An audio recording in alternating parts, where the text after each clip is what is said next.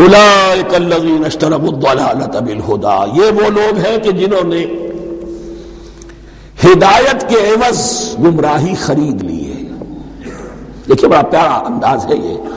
ایک شخص کے سامنے دونوں آپشنز تھے، ایک نے گمراہی کو چھوڑا، ہدایت لے لی، چاہے قیمت دینی پڑی، تکلیفیں اٹھانی پڑی، آزمائشوں میں سے گزرنا پڑا، قربانیاں دینی پڑی، ہدایت لی۔ اور ایک شخص نے ہدایت دے کر گمراہی لے لی ہے۔ آسانی تو ہو گئی، فوری تکلیف سے تو بچ گئے، لا الہ الا اللہ ولا الہ الا اللہ، دونوں طرف سے اپنے آپ کو بچا لیا۔ لیکن حقیقت میں سب سے زیادہ گھاٹے کا سودا یہی ہے۔ اولئک الذین اشتروا الضلالۃ بالہدی، ہدایت دے کر اور ضلالت خرید لی ہے۔ فما ربحت تجارتہم، تو ان کی تجارت ان کے حق میں ہرگز مفید نہیں ہوئی۔ اب یہاں بھی دیکھیے، را با اور ہے ہا، ربحا، اس کے معنی نفع، صحیح نفع، جائز نفع۔ را با اور وا، ربا، وہ سود، وہ بھی اضافہ ہے، وہ بھی بڑھوتری ہے، لیکن وہ حرام ہے۔ ایک ہے تجارت کے اندر جو نفع ہو جائے وہ ربح ہے، را با اور ہا یہ نفع ہے جو جائز نفع ہے۔ را با اور وا، ربا، یہ کیا ہے؟ یہ سود ہے، یہ حرام ہے۔ را اور با مشترک ہے، آگے ہا، آگے اور با، اس کا فرق ہے۔ فما ربحت تجارتہم وما کانوا مہتدین، ان کی تجارت ان کے حق میں ہرگز مفید نہیں ہوئی اور نہیں ہے اب یہ ہدایت پانے والے۔ مثلہم، اب یہاں دو تمثیلیں آ رہی ہیں بڑی پیاری۔ پہلی تمثیل ہے کفار کے بارے میں، دوسری تمثیل ہے یہ بین والے لوگوں کے بارے میں۔ پہلوں کے لیے کیا تمثیل ہے؟ مثلہم کمثل الذی استوقد نارا، ان کی مثال اس شخص کی سی ہے جس نے آگ روشن کی۔ ایک نقشہ کھینچا جا رہا ہے، اندھیری شب ہے جدا اپنے قافلے سے ہے تو، تیرے لیے ہے میرا شعلہ نوا قندیل۔ اندھیری شب ہے، قافلہ بھٹک رہا ہے، کچھ لوگ بڑی ہمت کرتے ہیں، اندھیرے میں بھی ادھر ادھر سے لکڑیاں جمع کرتے ہیں اور آگ روشن کر دیتے ہیں۔ لیکن عین اس وقت جب آگ روشن ہوتی ہے کچھ لوگوں کی بینائی سلب ہو جاتی ہے۔ پہلے وہ اندھیرے میں اس لیے تھے کہ روشنی نہیں تھی، اب وہ اندھیرے کے اندھیرے میں رہ گئے کہ روشنی تو خارج میں آ گئی، اپنی اندر کی روشنی گل ہو گئی، بصارت سلب ہو گئی۔ یہ مثال ہے ان کفار کی کہ حضور کی آمد سے پہلے سب بھٹک رہے تھے، کوئی حقیقت واضح نہیں تھی، قافلہ انسانیت بھٹک رہا تھا اندھیری شب میں۔ محمد رسول اللہ آئے، انہوں نے آگ روشن کر دی، اب راستہ کھل گیا، ہدایت واضح ہو گئی۔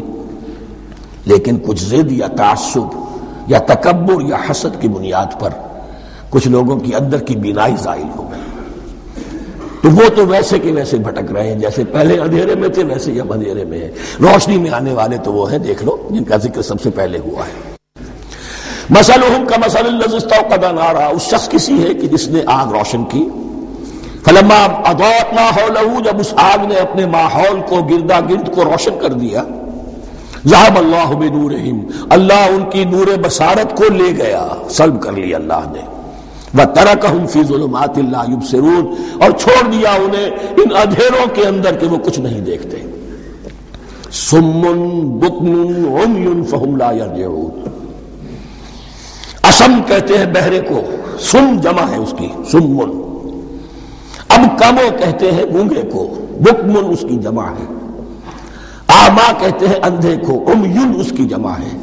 یہ بہرے ہیں، گونگے ہیں، اندھے ہیں، فہم لا یرجعون، اب یہ لوٹنے والے نہیں۔ یہ کون ہے؟ ابو جہل ہے، ابو لہب ہے، ولید بن مغیرہ ہے، عقبہ ابن ابی معیط ہے، یہ سب کے سب ابھی زندہ ہیں جب یہ آیات نازل ہو رہی ہیں۔ ابھی تو غزوہ بدر ہوگا سن 2 ہجری میں، اور اس میں یہ سب جو ہیں واصل جہنم ہوں گے، ابھی تک تو ہے نا۔ یہ لوگ ہو گئے اس کی مثال۔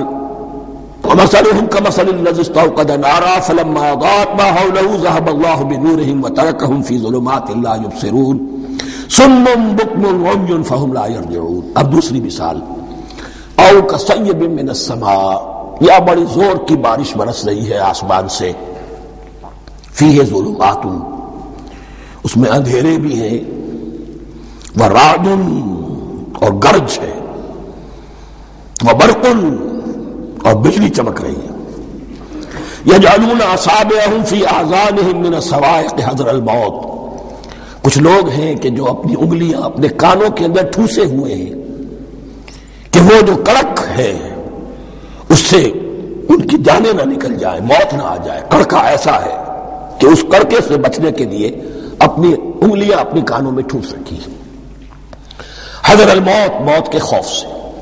واللہ محیط بالکافرین، اللہ ایسے کافروں کا احاطہ کیے ہوئے ہے، بچ کر کہاں جائیں گے۔ یکاد البرق یخطف ابصارهم، قریب ہے کہ بجلی ان کی نگاہوں کو لے جائے، ان کی بینائی کو سلب کر لے۔ کلما ضاء لهم، لیکن ہوتا کیا ہے، جب ذرا روشنی ہوئی تو چل لیے، مشوا فیہ، بجلی چمکی کچھ نظر آ گیا دائیں بائیں تو کچھ تھوڑا سا چل لیے۔ وَإِذَا أَظْلَمَ عَلَيْهِمْ، اور جب تاریکی ان پر طاری ہو گئی، قاموا، کھڑے کے کھڑے رہ گئے۔ یہ نقشہ ہے ان کا کہ ایک طرف بارش ہو رہی ہے، قرآن مجید ہے، آسمان سے نازل ہو رہا ہے، یہ ماہ مبارکہ ہے، یہ کتاب مبارک ہے، لیکن یہ کہ اس کے ساتھ کڑکے ہیں، گرج ہے، کفر سے مقابلہ ہے، کفر کی طرف سے دھمکیاں ہیں، اندیشے ہیں، خطرات ہیں، امتحانات ہیں، آزمائشیں ہیں۔ ذرا کہیں حالات کچھ بہتر ہوئے، کچھ جسے بریدنگ سپیس کہتے ہیں ملی تو تھوڑا سا چل لیے، ہم بھی مسلمان ہیں، کوئی خاص موقع نہیں ہے، کسی جنگ کے لیے بلایا نہیں جا رہا ہے، تو بڑھ چڑھ کے باتیں کر رہے ہیں، اپنے ایمان کا اظہار بھی کر رہے ہیں۔ جیسے ہی کوئی آزمائش آئی، قاموا، ٹھٹک کر کھڑے کے کھڑے رہ گئے۔ وَلَوْ شَاءَ اللَّهُ لَذَهَبَ بِسَمْعِهِمْ وَأَبْصَارِهِمْ، اللہ چاہتا تو ان کی سماعت اور بصارت کو بھی سلب کر لیتا، لیکن اللہ کا قانون یہی ہے، جو جہاں رہنا چاہے اس نے آزادی ارادہ دی ہے انسان کو۔ تم اگر مومن صادق بن کر رہنا چاہتے ہو، اس کو آسان کر دے گا تمہارے لیے۔ تم نے اپنے تعصب کی وجہ سے، اپنے تکبر کی وجہ سے کفر کا راستہ اختیار کیا، اللہ اسی کو کھول دے گا۔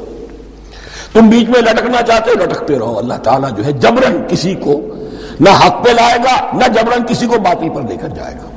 اس لیے کہ جبر اگر ہو تو پھر امتحان کا معاملہ ختم، پھر جزا و سزا بیکار ہے، غیر منطقی ہے، غیر معقول ہے۔ ان اللہ علی کل شیء قدیر، یقیناً اللہ تعالیٰ ہر چیز پر قادر ہے۔ یہ دو رکوع اس اعتبار سے کہ انسانی شخصیتوں کا سمجھنا، اور جیسا کہ میں نے عرض کیا، تعویل عام ذہن میں رکھیے، جب بھی کبھی کوئی دعوت حق اٹھے گی، اگر وہ واقعتاً کل کے کل حق کی دعوت ہے اور اس میں انقلابی رنگ ہے کہ باطل سے پنجہ آزمائی کرنی ہے، باطل کو نیچا دکھانا ہے، حق کا غلبہ کرنا ہے، تو یہ تین قسم کے افراد لازماً ہمیشہ وجود میں آ جائیں گے۔ ان کو پہچاننا، ان کے کردار کی جو اصل جو اس کے پیچھے پس منظر ہے اس کو جاننا بہت ضروری ہے۔ اب جو تیسرا رکوع آ رہا ہے سورہ بقرہ کا، اس میں قرآن کی دعوت کا خلاصہ ہے۔ قرآن کیا ماننے کی دعوت دیتا ہے، اس کی پکار کیا ہے۔ جیسا کہ میں عرض کر چکا ہوں، 2/3 قرآن پہلے نازل ہو چکا ہے، پس منظر میں ہے۔ ہمارے لیے اس ترتیب مصحف کے اعتبار سے وہ قرآن بعد میں آئے گا، ترتیب نزول کے اعتبار سے وہ پس منظر میں موجود ہے، لیکن چونکہ یہاں پر مصحف کے اندر یہاں سے آغاز کیا جا رہا ہے، لہذا اس کا خلاصہ جو ہے لب لباب یہ ایک رکوع میں، اور قرآن کے فلسفے کا اور اس کے بعض نہایت ہی اہم جو موضوعات ہیں اور مسائل ہیں ان کا ذکر پھر چوتھے رکوع میں۔ ابھی ہم تیسرا رکوع پڑھ رہے ہیں۔ یا ایھا الناس اعبدوا ربکم الذی خلقکم والذین من قبلکم لعلکم تتقون، اے لوگو بندگی اختیار کرو اپنے اس رب کی، اپنے اس مالک کی جس نے تمہیں پیدا کیا، اور نہ صرف تم کو پیدا کیا، تم سے پہلے جتنے لوگ گزرے انہیں بھی پیدا کیا تاکہ تم بچ سکو۔ یہ قرآن کی دعوت کا خلاصہ ہے، اور یہ نوٹ کر لیجئے، یہ تمام انبیاء اور رسول کی دعوت یہی تھی۔ اب جب پڑھیں گے سورہ اعراف پڑھیں گے سورہ شعراء پڑھیں گے ایک ایک کا نام لے کر. اعبدوا اللہ واطیعوا، ہر رسول کی دعوت یہ تھی اللہ کی بندگی کرو، میری اطاعت کرو. یا قوم اعبدوا اللہ ما لکم من الہ غیرہ، اے میری قوم کے لوگوں اللہ کی بندگی کرو، تمہارا کوئی الہ اور معبود اس کے سوا نہیں ہے. پھر حضور قرآن یہی عبادت رب انسان کی تخلیق کی غایت ہے. وما خلقت الجن والانس الا لیعبدون، ہم نے جنوں اور انسانوں کو پیدا ہی صرف اس لیے کیا ہے کہ ہماری بندگی کریں. لیکن یہاں ایک فرق بہت بڑا ہے. تمام رسولوں کی دعوت یہی ہے، محمد الرسول اللہ کی بھی یہی ہے، لیکن بڑا فرق کیا ہے؟ باقی تمام رسولوں کی دعوت آپ کو ملے گی یا قوم، اے میری قوم کے لوگوں. یہاں ہے یا ایھا الناس، اے بنی آدم، اے بنی نوع انسان. معلوم ہوا کہ تمام رسول حضور سے پہلے صرف اپنی اپنی قوموں کی طرف آئے ہیں. پہلے اور آخری اور کامل رسول ہیں اللہ کے محمد صلی اللہ علیہ وسلم، جن کی دعوت آفاقی ہے. یا ایھا الناس، یا قوم نہیں، یا ایھا الناس اعبدوا ربکم الذی خلقکم والذین من قبلکم. اس میں دلیل بھی آ گئی کہ عام طور پر لوگ جو ہے غلط راستے پر اس دلیل سے جمے رہتے ہیں کہ ہمارے آباء و اجداد کا راستہ یہی تھا.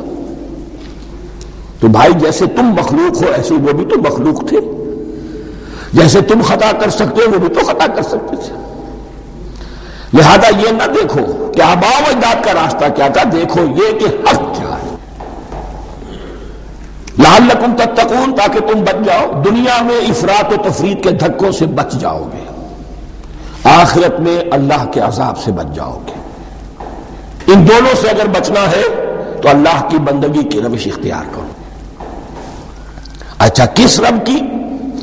الذی جعل لکم الارض فراشا والسماء بناء، جس نے تمہارے لیے زمین کو فرش بنا دیا اور آسمان کو چھت بنا دیا. وانزل من السماء ماء، اور آسمان سے پانی برسایا. فاخرج به من الثمرات رزقا لکم، اور پھر اس پانی کے ذریعے سے زمین سے میووں کی شکل میں، پیداوار کی شکل میں تمہارے لیے رزق اگایا.